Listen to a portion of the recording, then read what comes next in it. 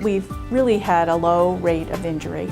We have had staff that have been injured, and in fact, probably the most significant injury on our unit in recent years was from a nurse repositioning a patient who was a bariatric patient. And I think if we'd had the ergo nurse, that might have helped prevent that in some respects. What really causes the most injury for nurses is the injury over time to the small muscle tears pulling people up in bed, which on a med-surg unit, a lot of your time can be spent pulling patients up in bed. I actually had a couple nurses who wanted to throw their bodies over it when it was leaving for a demo.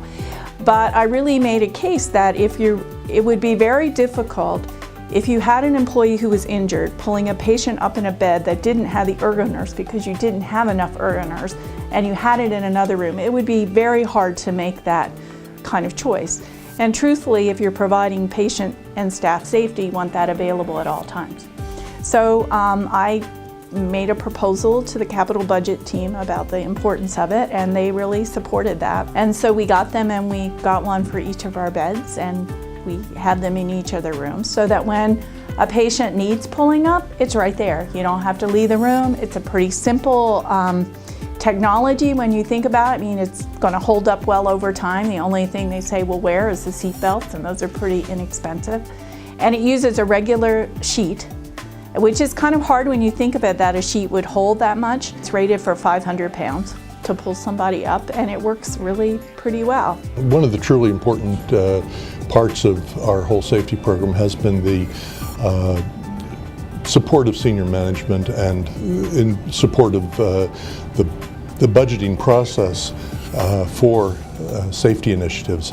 I can think of several situations in which we had support for significant capital expenditure based upon the fact that some issue was a serious safety issue that we thought we needed to resolve, and the ergo nurse is one of those. One of our quality improvement projects for the hospital overall, specifically related to patient safety, is called the Team STEPS program. And the STEPS stand for Strategies and Tools to Enhance Performance and Patient Safety.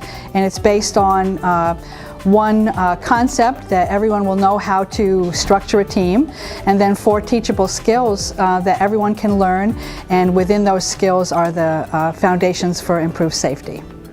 It's important to give the recognition to the employees who have reported or corrected a problem, and I think that is the positive feedback really makes a difference. It's kind of a well-known fact that nurses hurt their backs. And I have in the past, back years ago, before I started here, and that will never go away, you know. And if I can use this when I need to prevent that from happening. Well, I think as a hospital, we're pretty committed to making sure we're the best place to work. And there's a lot of respect for our employees here from the top down.